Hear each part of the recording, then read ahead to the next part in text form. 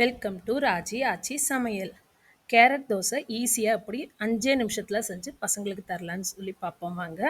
அதுக்கு ஒரு 2 கேரட் எடுத்துக்கிட்டேன். பெரிய கேரட்டாக இருந்தது.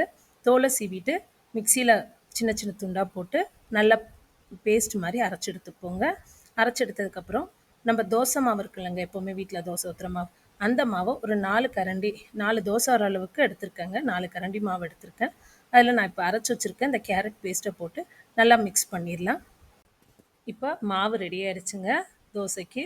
இப்போ தோசை ஊற்ற ஆரம்பிச்சிடுவோம். அதுக்கு ஃபஸ்ட்டு தோசைக்கல்லை அடுப்பில் வச்சுட்டு நல்லா சூடானதும் வெங்காயத்தை தடவிட்டு மாவை தோசைக்கல்லை ஊற்றி நல்லா பரவலாக நல்லா மெலிசாக வர மாதிரி ஒரு தின் லேயராக பரப்பிப்போங்க. கொஞ்சமாக ஆயிலையும் ஆட் பண்ணிவிட்டு நல்லா ஒரு பக்கம் முருவலாக வர வரைக்கும் வெந்து வர வரைக்கும் வெயிட் பண்ணுவாங்க. ஒரு பக்கம் நல்லா வெந்து வந்தோடனே 2வது பக்கமும் திருப்பி போட்டு அதுவும் நல்லா செவந்து வந்தோடனே நல்லா முருவலாக வந்தோடனே எடுத்துடலாங்க. அவ்வளோதான், நல்லா மொறுன்னு ஹெல்த்தியான கேரட் தோசை ரெடி ஆயிடுச்சுங்க. இந்த வீடியோ உங்களுக்கு பிடிச்சிருந்தா லைக் பண்ணுங்கள், ஷேர் பண்ணுங்கள், மறக்காமல் சப்ஸ்கிரைப் பண்ணிடுங்க. தேங்க்ஸ் ஃபார் வாட்சிங்.